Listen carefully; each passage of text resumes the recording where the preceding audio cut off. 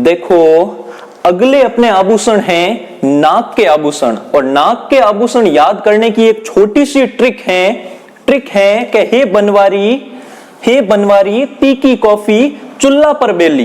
क्या कहा? एक बनवारी को कहा जो अपना नौकर है कि हे बनवारी तीखी कॉफी चुल्ला पर बेली। किस पर बेली? चुल्ला पर बेली। ये सिर्फ याद करने का तरीका है। देखो याद करने की कोशिश करो किन तरीकों क्या आभूषण है। सबसे पहले न लिखा गया है, पहलो क्यों लिखियो है न से याद रखोगे नथ। क्या याद रखोगे? नाक में पहना जाने वाला आभूषण नथ याद रह जाए। नथ के बारे में बड़ा सुंदर एक भजन लिखा गया है, गाया गया है रामनिवास राव के द्वारा। क्या कहा गया? देखो सुनो, मेरा बड़ा प्रिय भजन है जिसे मैं सुनते आया, बचपन से सुनते आए। सुनो देखो कि नथ मारी गम गई सा हो ब्रिज का वासी है, हो मन मारो मोइलिनो सा हो ब्रिज का वासी है। आहा, उस चक्रधारी उन भगवान श्री कृष्ण के लिए लिखा जब मां राधिका जी जब छोटे थे। कवि सूरदास कल्पना करते हैं, देखो सूरदास जिनको भगवान ने आंखें नहीं दी लेकिन मन की आंखों से इस सृष्टि को इस तरीके से देखा कि बड़े बड़े आंख वाले उस तरीके से नहीं देख पाते। तब भगवान श्री कृष्ण की कल्पना करते हुए सूरदास जी ने कहा, क्या कहा? देखो कि मुरली वाले सावरा तोरी मुरली धीरे बजा, ई मुरली में मारो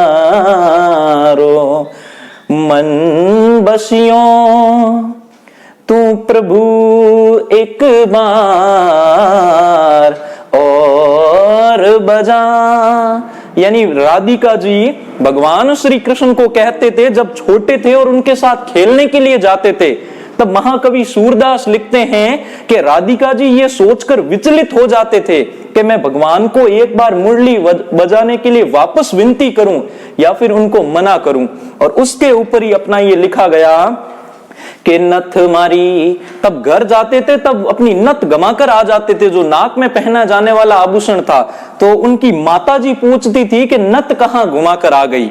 तब उनके द्वारा कहा गया कि नथ मारी गम गई सा हो ब्रिज का वासी है, उनकी वजह से मेरी नथ गम गई है। बोलो कृष्ण कन्हैया लाल की जय हो।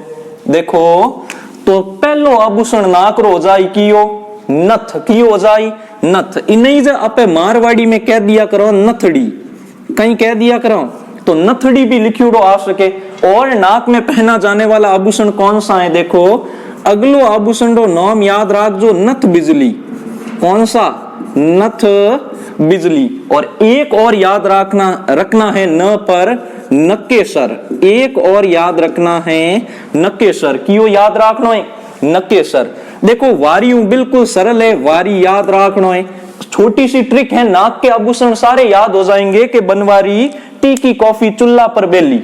बनवारी तीखी कॉफी कहां पर बेली? चुल्ले पर। तीऊ याद रखना है तिल्ली, ती से याद रखना है तिल्ली। खीऊ याद रखना है खीवण, खी से याद रखना है नाक का आभूषण खीवण। को याद रखोगे कोको, को से याद रखोगे कोको। ठीक है। फीऊ बड़ो आसान है फिणी, फी से फिणी याद रह जाए। चू याद रखना है चूनी, चू याद रखना है चूनी। लाऊ याद रखना लटकन, लटकन कहीं याद रखो लटकन। और बे से याद रखोगे बेसरी। आहा इंपोर्टेंट है। कौन सा? बेसरी इंपोर्टेंट आभूषण है, याद कर लीजिए। बे से बेसरी कहां पर पहना जाता है? नाक में पहना जाता है। कवि बिहारी जो कि आमेर के कछवा राजा मिर्जा राजा जयसिंह के दरबारी कवि थे, कवि बिहारी ने बेसरी के बारे में क्या लिखा कि अजय तरियो नो ही रहो श्रुति सेवत एक रंग, अजो तरियो नो ही रहो श्रुति सेवत एक रंग, नाक बास बेसरी लियो बसियो मुकुतन के संग। यानी नाक पर बसने वाले आभूषण जिसका नाम बेसरी है, उसने संपूर्ण वैभव प्रतिष्ठा हासिल कर ली। और हे कान पर बसने वाले आभूषण, तू अभी तक वहां का वहीं रहा। कहने का मतलब नाक एक व्यक्ति की इज्जत का प्रतीक माना जाता था और कान किसका? कान समा का प्रतीक माना जाता है, शौर्य का प्रतीक माना जाता है।